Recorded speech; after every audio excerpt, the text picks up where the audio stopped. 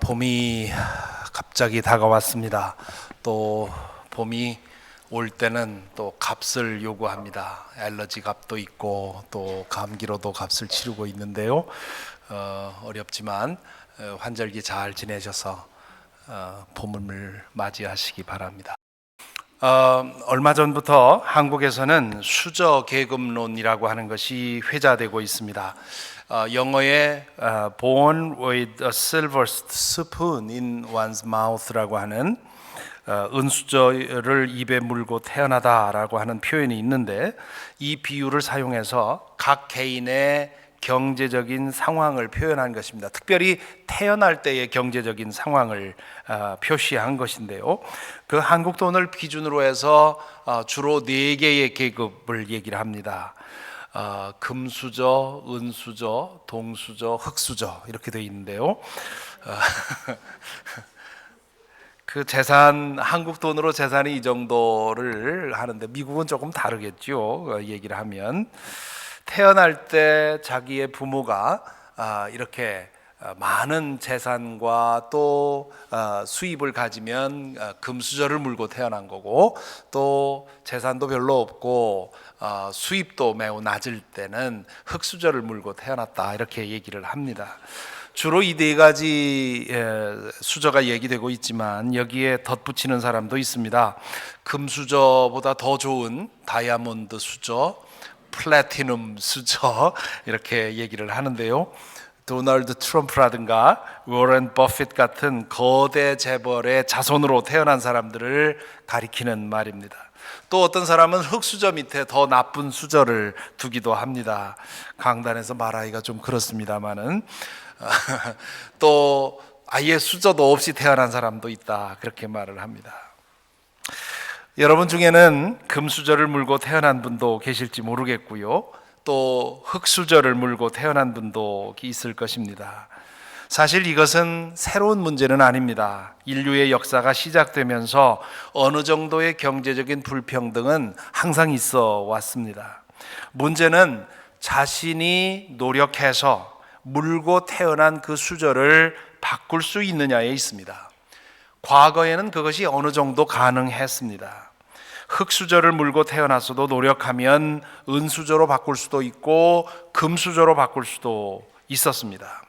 여러분 중에도 태어난 것은 흙수저를 물고 태어났지만 지금은 금수저로 밥을 먹고 있는 분들도 많이 있을 것입니다. 지금 한국의 문제는 제 아무리 발버둥을 쳐도 물고 태어난 수저를 바꿀 수 없다는데, 아니 바꾸기가 어렵다는 데 있습니다. 그래서 수저 계급론이 나온 것이지요. 어떤 사람은 태어나면서부터 죽을 때까지 풍요 속에서 놀고 먹는 사람들이 있는가 하면, 어떤 사람들은 태어나서 죽을 때까지 가난의 굴레를 벗어나지 못한다는 거지요. 그리고 그 운명이 자기 대에서 끝나지 않고 그 자손들에게로 이어진다는 겁니다. 과거에는 개천에서 용이 나는 일이 가능했는데 이제는 그런 일이 더 가능하지 않다고 얘기를 합니다. 상위층 혹은 기득권자들에게는 이런 현실이 불만이 없을 것입니다. 아니, 이런 현실을 그대로 유지하고 싶어 할 겁니다. 왜냐하면 그래야만 지금 가지고 있는 누리는 것을 계속 누리기 때문이지요. 반면 하위층에 있는 사람들에게는 이런 현실이 절망의 원인이지요. 열심히 살고자 하는 의욕을 꺾어 놓습니다. 지금의 한국 사회가 그렇다는 것이지요. 미국 사회는 그것보다는 좀 나았습니다만은 점점 악화되어 가고 있습니다. 우리 일부 예배 나오시는 분들처럼 30년, 40년 혹은 50년 전에 이민 오셔서 그 삶을 일구신 분들이 요즘 느끼는 거 아닙니까? 과거에 맨 처음에 이민 왔을 때 그때는 인종차별도 심하고 참 어려웠지만 그래도 양심이 있는 사회였고 노력하면 하는 만큼 뭔가를 이룰 수 있었는데 요즘엔 그것이 점점 어려워지고 있습니다. 미국이 자랑하던 아메리칸 드림의 핵심은 모든 사람에게 기회가 주어지고 그 기회를 선용할 때 누구든지 딛고 올라설 수 있다고 하는 그런 것이 아메리칸 드림이었는데, 그런데 그것이 점점 옛말이 되어가고 있다는 것이지요. 이러한 현실을 생각할 때 레위기 25장에 나오는 희년법은 참으로 놀랍습니다. 어떻게 그런 생각을 해냈을지 놀라울 만큼 참 기가 막힌 법이지요. 희년이 무엇인가? 한 주일이 끝나는 날이 안식일이지요. 그리고 그 6년이 지나고 7년째 되는 해를 안식년이라고 부릅니다. 그리고 그 안식년이 7번 반복되고 난 그 다음 해 50년째 해를 가리켜서 희년이라고 합니다. The Year of Jubilee 그렇게 말하지요. 이 영어의 Jubilee라고 하는 말은 양의 뿔을 의미하는 히브리어 요벨에서 나왔습니다. 이 희년이 시작이 되면 희년의 첫날 이 양의 뿔로 만든 나팔을 불므로써 이 희년이 시작되었다는 것을 알리게 되어 있었습니다. 그래서 그것을 The Year of Jubilee 그렇게 부르고요. 우리말로는 복을 의미하는 복자를 써서 그래서 희년이라고 복을 의미하는 희자를 써서 희년이라고 부릅니다. 영어로는 The Year of Grace 혹은 The Year of Favor 그렇게 부르지요. 레위기 25장에 보면 희년에 일어나는 일이 주로 세 가지입니다. 첫째는 다른 사람에게 진 빚을 탕감받는 것이고요. 두 번째는 모든 노예가 무상으로 해방되는 것이고요. 세 번째는 다른 사람에게 넘어갔던 토지를 되돌려 받는 겁니다. 살다 보면 빚을 져야 할 때도 있고요. 또 자신의 토지를 다른 사람에게 팔아야 할 때도 있는 것이지요. 또 과거에 노예 제도가 있을 때는 도무지 갚을 능력이 없을 때는 자신을 노예로 들일 수밖에 없는 상황도 있었습니다. 50년 동안은 그러한 매매가 그러한 불평등이 허락되지만 그 불평등의 상태가 영구히 고착되어서는 안 된다. 그렇게 되면 부와 가난이 그대로 대물림되는 사회가 되어버리기 때문입니다. 그런 사회는 소수의 기득권자들에게는 희망일지 몰라도 다수에게는 절망입니다. 그런 희망 없는 사회가 되지 않기 위해서 50년마다 모든 것을 원상으로 돌리고 그렇게 해서 모든 사람들이 같은 출발점에서 다시 시작하게 만든 것, 그것이 희년법의 정신입니다. 만일 이 법이 오늘 미국이나 한국에서 50년마다 한 번씩 시행되면 어떨 것 같습니다. 내년이 50년이 되어서 내년에 이 법이 전국적으로 시행된다면 여러분은 어떤 느낌이겠습니까? 정말 좋겠다 싶습니까? 금수저나 은수저를 물고 사는 사람들은 그러면 큰일인데 하는 생각을 먼저 하게 되겠죠. 가진 사람들에게 있어서 희년은 사실은 복된 해가 아니라 불행의 해가 되기 때문입니다. 가진 사람들에게 희년은 지금 여기 나와 있는 것이 완전히 뒤집어지는 거지요. 다른 사람에게 준 빚을 포기해야 됩니다. 또 자기가 그동안 부리고 있던 노예를 무상으로 풀어줘야 하는 것이고요. 또 그동안 비싼 돈을 주고 산 토지를 무상으로 되돌려 줘야 되는 겁니다. 레위기 25장에 기록된 이 희년법이 이스라엘 역사에 있어서 한 번도 실행되지 않았다고 하는 것이 역사가들 사이의 정설입니다. 왜 그랬을까요? 왜 이렇게 기가 막힌 법을 성경에 두고도 실천을 하지 못했을까요? 이런 법이 실행되려면 돈과 권력을 가진 사람들이 결심해야 됩니다. 하지만 희년법이 실행될 경우 그들에게 이로울 것이 하나도 없습니다. 그러므로 이런 핑계 저런 구실로 피하고 미뤄온 것이지요. 아무리 좋은 법이 있고 아무리 좋은 제도가 있어도 인간의 타락한 욕망이 고쳐지지 않고는 소용이 없다는 사실을 여기서 확인하게 되는 것입니다.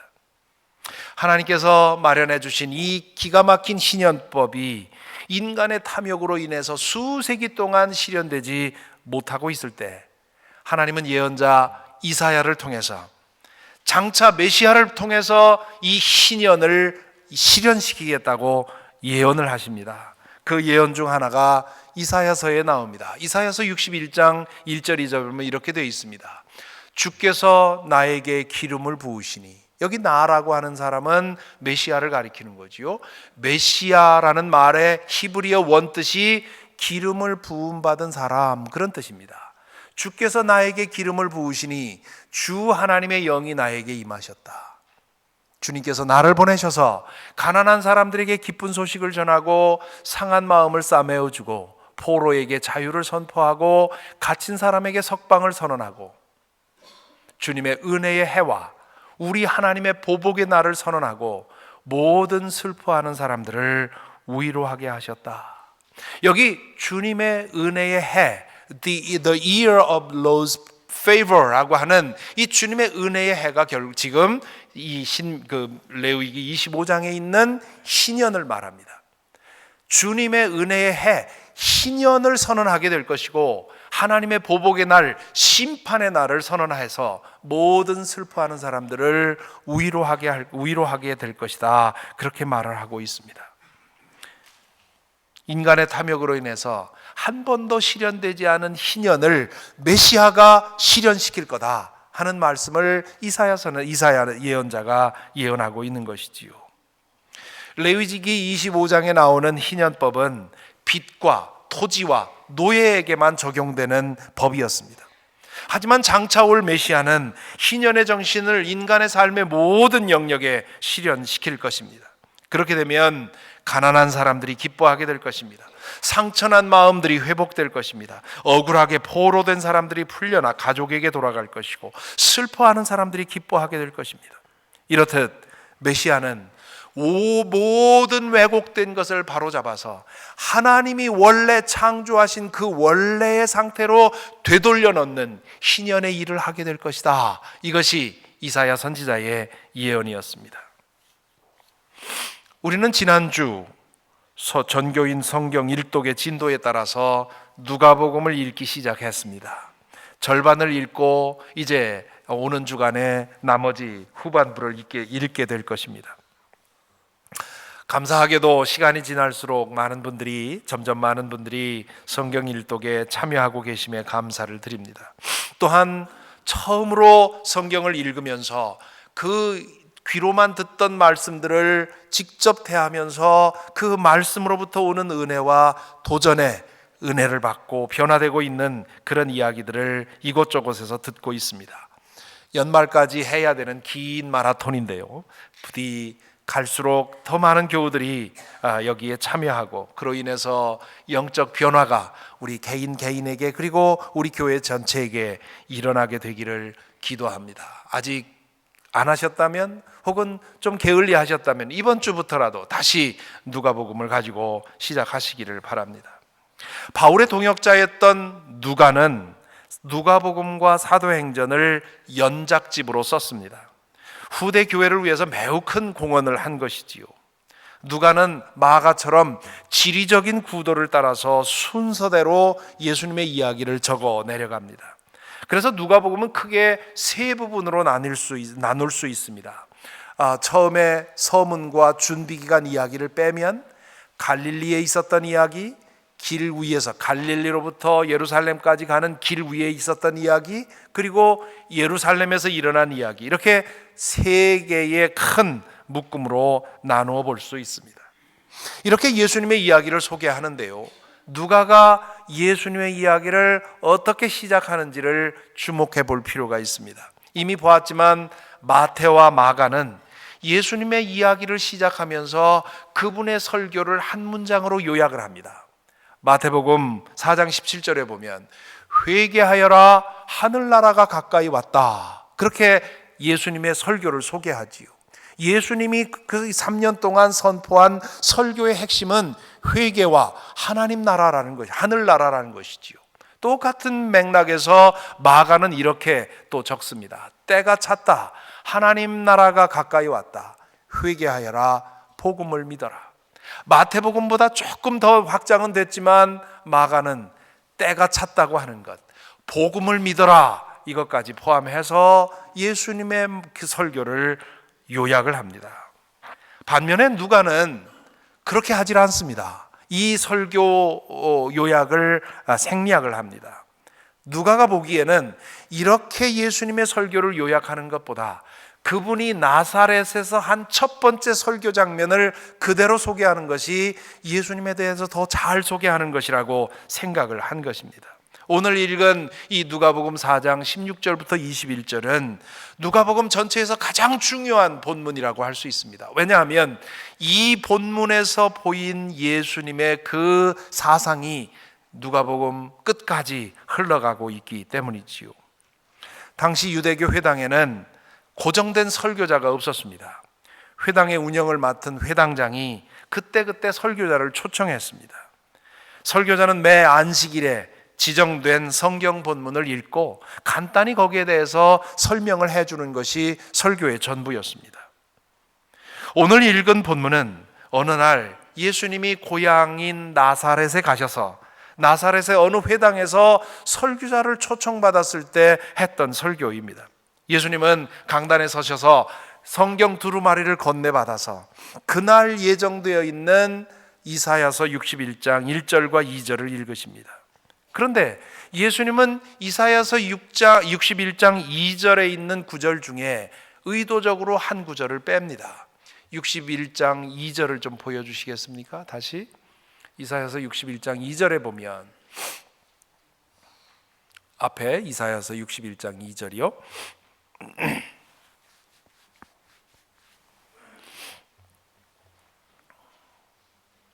주님의 은혜의 해와 우리 하나님의 보복의 날을 선언하고 모든 슬퍼하는 사람들을 위로하게 하셨다. 이 말씀을 읽으면서 누가복음 4장에 보면 주님의 은혜의 해를 선포하고 이렇게 하면서 우리 하나님의 보복의 날을 빼어버렸습니다.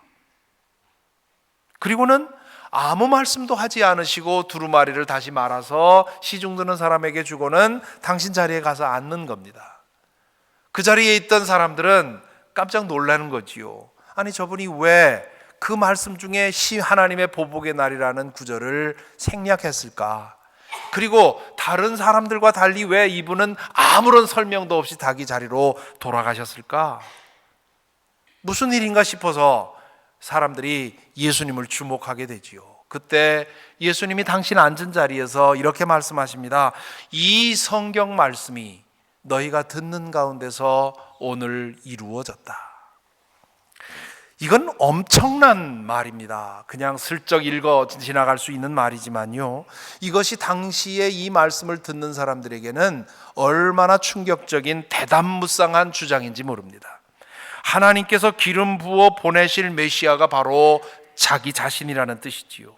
그리고 메시아를 통해서 이루어질 그 희년의 사건이 지금 시작되고 있다, 그런 얘기입니다. 그래서 우리 하나님의 심판의 날이라는 것을 빼어버렸습니다. 왜냐하면 심판이 있긴 있지만 그건 마지막에 있을 일이고 지금 내가 할 일은 희년을 선포하는 것이라, 그런 뜻이지요. 여기서 잠시 복습을 좀 해보겠습니다. 지난 마태복음, 마가복음, 누가복음 우리가 계속 공부를 해왔습니다. 마태복음에서 마태는 예수님을 하늘나라의 스승으로 제시를 했고, 그리고 제자는 하늘나라의 학생으로 그렇게 제시를 했다고 말씀을 드렸습니다. 그리고 지난주에는 마가복음을 읽으면서 마가는 예수님을 십자가를 지신 주님으로 부각을 시켰고, 그러므로 예수 믿는 제자는 십자가를 지는 사람을 드렸습니다. 희년을 선포하신 메시아로 누가복음을 통해서 부각시키고 있는 것이고요. 그렇다면 제자들은 희년을 사는 사람들이라, 그런 뜻입니다.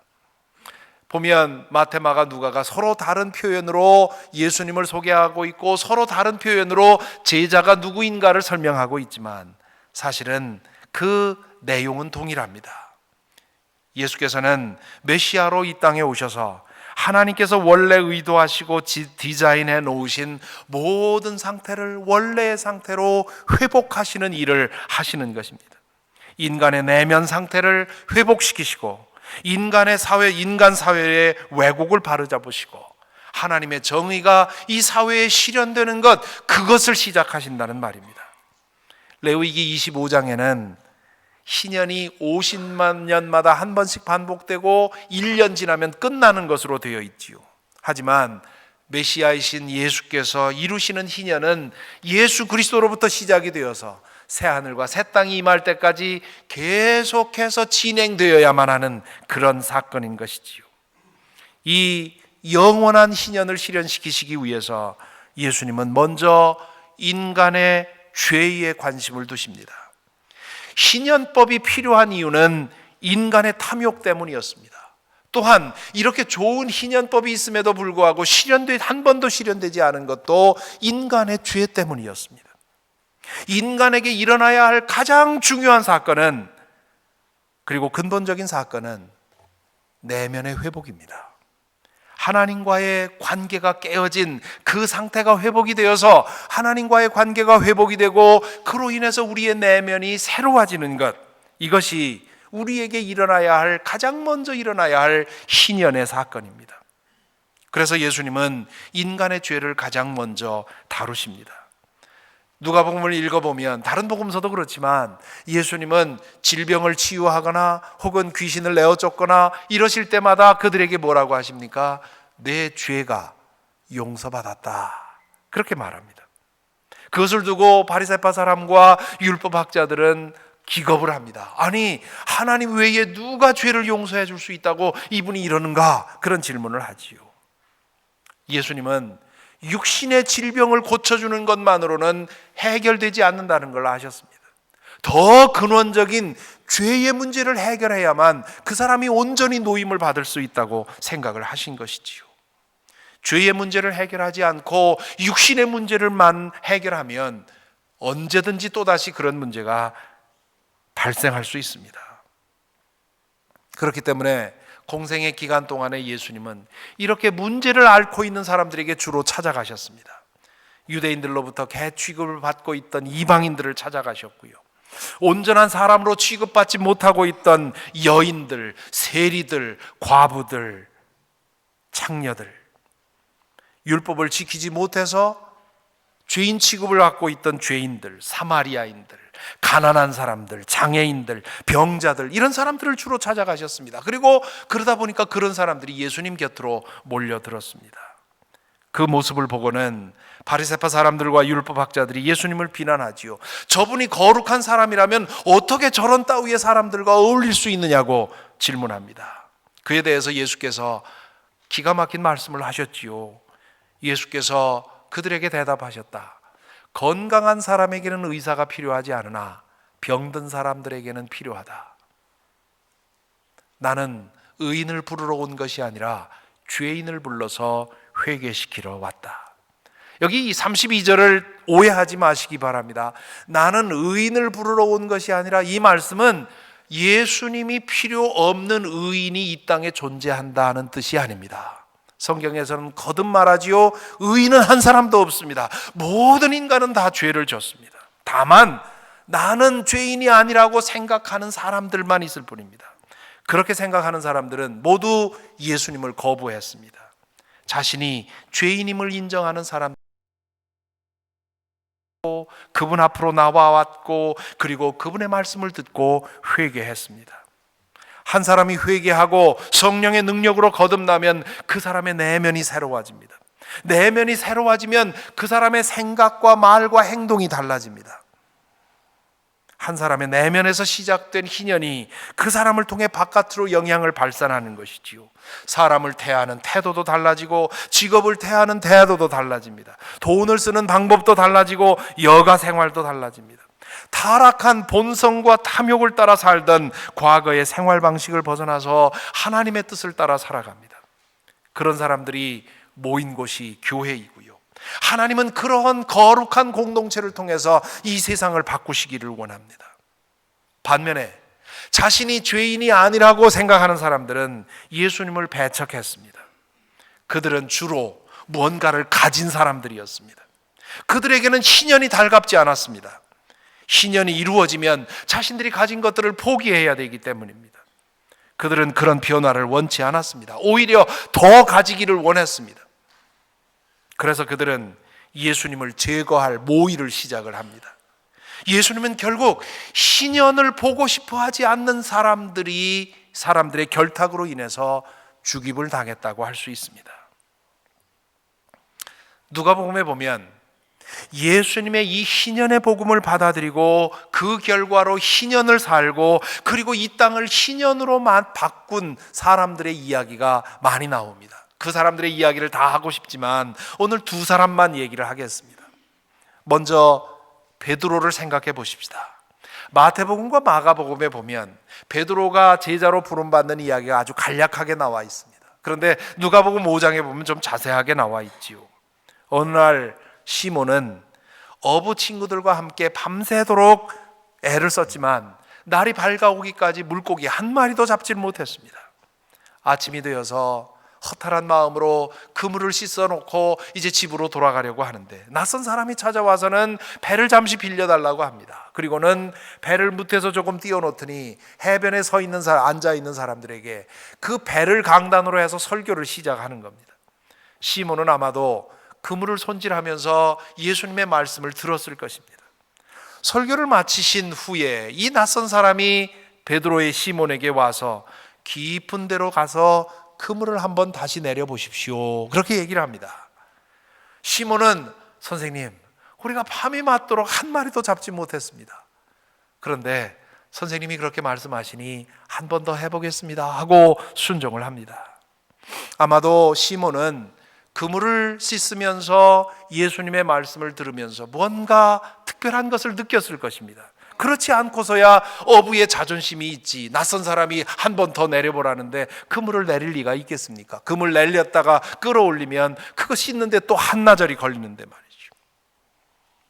친구들과 함께 그물을 내린 시몬은 얼마 있다가 그물을 만져보고는 깜짝 놀랍니다. 묵직하게 물고기가 잡힌 것이 느껴졌습니다. 그 그물을 끌어올리니까 두 배가 가라앉을 만큼 많은 물고기를 잡게 되었습니다. 시몬은 그제서야 정신이 들지요. 갑자기 예수님 앞에 무릎을 꿇고는 시몬이 이렇게 말합니다. 주님, 나에게서 떠나가 주십시오. 나는 죄인입니다. 예수님이 누구이신지 깨달은 것이지요. 거룩하신 하나님 앞에 서 있다는 사실을 자각한 것입니다. 그 순간 자신의 죄성이 환히 드러나면서 그동안 무시하고 외면해왔던 자신의 내면의 모습이 드러나면서 그것에 압도를 당한 것입니다. 그것이 하나님을 만난 사람들이 공통적으로 경험하는 첫 번째 경험입니다. 하나님의 임재 앞에 서 본 사람은 내가 죽었구나, 이 거룩하신 하나님 앞에 이렇게 더러운 존재 내가 서 있다니 나는 죽었구나 라고 자기 자신의 죄성을 깨닫는 것이 첫 번째의 경험이지요. 그래서 무너져 내린 것입니다. 이 고백은 예수님에게 정말 나를 떠나가 주십시오 하는 그런 청이 아닙니다. 나는 내 죄를 깨닫고 주님 앞에 무릎 꿇으니 나를 용서해 주십시오 하는 그런 고백인 것이지요. 그러자 예수께서 그에게 말씀하십니다. 두려워하지 말아라. 이제부터 너는 사람을 낚을 것이다. 예수님은 시몬의 회개를 받아주십니다. 그의 죄를 용서하시고 그의 내면을 새롭게 지어주실 것을 약속하십니다. 희년의 사건이 그의 내면에서 시작이 된 것이지요. 그리고는 그에게 새로운 사명을 주십니다. 그러자 시몬은 야고보와 요한과 함께 배를 무태 대고는 그렇게도 많이 잡고 싶어 했던 만선의 기쁨을 내려놓은 채로 예수님을 따라 나섰다는 것입니다. 자신의 내면에 이루어진 그 희년을 다른 사람들에게 알리기 위해서 예수님을 따라 나섰던 것이지요. 또 한 사람은 누가복음 19장에 나오는 삭개오입니다. 삭개오는 고급 세금 공무원이었습니다. 예수님 당시의 세리는 로마의 권력을 등에 업고 동족을 착취하는 사람들이었습니다. 말단 세리도 그랬으니 고위직 세리는 더욱 그랬을 것입니다. 그는 다른 길을 알지 못해서 그냥 세리로 성공하는 일에 마음을 두고 노력해왔습니다. 하지만 아무리 많은 돈을 벌고 아무리 많은 권력을 누려봐도 마음속에 해결되지 않는 것이 있었습니다. 내 삶이 심하게 뭔가 잘못되었는데 이 잘못된 삶을 고칠 길이 보이질 않습니다. 그러다가 예수님의 소문을 듣지요. 그는 반가운 마음에 그분이 계신 곳으로 달려갑니다. 하지만 수많은 사람들이 그분을 에워싸고 있어서 접근할 수가 없습니다. 자신의 뒤죽박죽 인생을 고쳐줄 해법이 그분에게 있을 것 같은데 그분은 닿을 수 없는 먼 곳에 계십니다. 삭개오의 이 간절한 마음은 그로 하여금 자기도 모르는 사이에 체면불구하고 뽕나무에 올라가게 만듭니다. 예수께서 그 모습을 보시고는 내가 오늘 내 집에 가겠다, 그렇게 말씀을 건네십니다. 예수님의 방문을 받은 삭개오는 마음을 활짝 열고 희년을 받아들입니다. 그것은 기적처럼 일어납니다. 예수님과 함께 있는 것만으로 그의 마음에 있던 그 모든 것들이 풀어지면서 희년의 사건이 시작이 된 것이지요. 그는 그 은혜를 자신 안에 그 자신만 가지고 있어서는 안 된다고 생각했습니다. 그래서 이렇게 예수님께 말하지요. 주님 보십시오. 내 소유의 절반을 가난한 사람들에게 나누어 주겠습니다. 또 내가 누구에게서 강제로 빼앗은 것이 있으면 4배로 하여 갚아주겠습니다. 예수님이 요구한 것이 아닙니다. 예수께서 이렇게 하라고 한 것이 아닙니다. 그 사람 안에 내면에 하나님의 은혜가, 이 희년의 은혜, 회복의 은혜가 이루어지자 그가 자발적으로 이렇게 선택을 한 것이지요. 고위직 세리로서 그동안 행해왔던 자신의 관행으로서 알고 행해왔던 자신의 부정한 삶을 청산하게 했고, 그동안 그 부조리한 삶을 통해서 얻은 모든 이익을 돌려주겠고, 그리고 이제는 주님의 제자로 희년을 살겠습니다. 이 부조리한 세상 속에서 좀 더 많은 이익을 얻기 위해서 노력한 것이 아니라 내 힘이 닿는 한 이 부조리한 세상을 고치는 일을 위해 살겠습니다. 삭개오가 그렇게 대답하고 있는 것이지요. 그러자 예수께서 뭐라고 합니까? 오늘 구원이 이 집에 이르렀다. 이 사람도 아브라함의 자손이다. 인자는 잃은 것을 찾아 구원하러 왔다. 이것이 세상을 바꾸는 하나님의 방법입니다. 이것이 세상의 희망을 끌어오는 하나님의 방법입니다. 예수 그리스도의 희년의 복음이 세상을 바꾸는 진정한 능력입니다. 우리의 타락한 본성을 치유하고 우리를 통해서 왜곡된 세상을 변화시키는 것, 이것이 하나님의 방법입니다. 앞에서 저는 한국에서 유행하고 있는 수저계급론을 소개했습니다. 아무리 발버둥 쳐도 자신이 태어난 경제적 환경을 바꿀 수 없기에 요즘 한국 젊은이들은 한국을 가리켜서 헬조선 혹은 지옥불 반도라고 부른다고 하지요. 한국 사회의 경제적인 구조가 얼마나 왜곡되어 있고 그 안에서 사람들이 얼마나 절망을 하고 있는지 느낄 수 있습니다. 미국도 별로 다르지 않습니다. 지금 한창인 미국 대통령 예비선거에서 도널드 트럼프가 끊임없이 사고를 치는데도 불구하고 지지율이 떨어지지 않는 이유가 어디 있습니까? 버니 샌더스가 미국과는 전혀 어울리지 않는 사회주의를 표방하면서 political revolution을 부르짖는데도 젊은이들이 그에게 열광하는 이유가 어디 있습니까? 미국인들이 공유하고 있는 경제적인 이 사회적인 절망감이 서로 다른 모양으로, 다른 통로로 지금 표출되고 있는 것 아니겠습니까? 이런 상황에서 우리 그리스도인들은 어찌해야 할까요? 기득권자들은 현상 유지를 원하고요. 그렇지 않은 사람들은 혁명을 원합니다. 혁명을 원하는 사람들은 이 사회가 정의로워지기를 원하는 것이 아니라 가진 자들의 것을 빼앗아서 자기도 누려보고 싶어 하는 것입니다. 인류 역사상 수많은 혁명이 지나갔지만 혁명을 일으켰던 사람들은 한 세대도 못 되어서 성혁명의 대상이 되어버렸습니다. 인간의 타락한 본성이 변화되지 않고는 어떤 정치적인 혁명도 한 세대를 유지할 수가 없습니다. 그리스도인은 현상 유지도 원하지 않고요, 피해 혁명도 원하지 않습니다. 우리는 희년을 믿습니다. 우리 마음에 스며들어서 타락한 본성을 고치고 그 사람을 통해 왜곡된 세상을 고치도록 만드는 그 희년의 복음과 희년의 능력이 우리에게 진정한 희망입니다. 시몬처럼 자신의 내면의 죄성을 치유받고 세상의 죄를 치유하기 위해 나서는 사람들로 인해서, 그리고 삭개오처럼 자신의 죄성을 치유받고 자신의 삶을 고치고 그리고 부조리한 세상을 고치기 위해서 자신이 할 수 있는 일을 행하는 그런 사람들로 인해서 이 세상은 하늘나라를 닮아가는 것입니다. 그러므로 사랑하는 성도 여러분, 이 희년의 복음 앞에서 우리 자신을 돌아보십시다. 여러분의 내면에는 희년이 얼마나 이루어져 있습니까? 여러분은 매일 가정에서 혹은 여러분의 직장에서 살면서 무엇을 위해 일하십니까? 무엇을 이상으로 두고 살아가십니까? 여러분이 투표할 때 무엇을 간구하면서, 무엇을 생각하면서, 이 사회가 어떻게 되기를 바라면서 투표하십니까? 희년입니다. 예수 그리스도 안에서 실현된, 그리고 실현되어 갈 영원한 희년, 그것만이 우리의 이상이고요, 우리의 소망이고요, 우리의 희망입니다. 그것이 우리 내면에 온전히 이루어져야 합니다.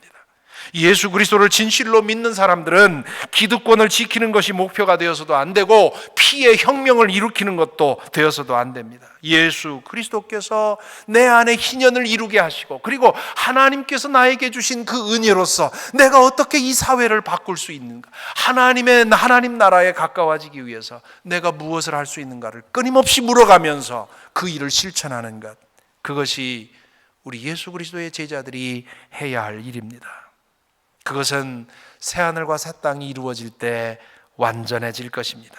그 이전까지 매일 성령과 함께 동행하면서 내 안에, 그리고 나를 통해 희년이 이 땅에 이루어지기를 소망하면서 하루하루 주님과 함께 동행하는 그런 삶이 우리 제자들이 살아가야 할 삶인 것이고, 그들을 통해 세상은 달라질 수 있습니다. 부디 저와 여러분, 우리 모두가 예수 그리스도의 희년의 복음을 통해서 변화받고, 그리고 변화하던 우리를 통해서 우리가 사는 이 세상이 변화될 수 있게 되기를 간절히 기원합니다. 기도하겠습니다.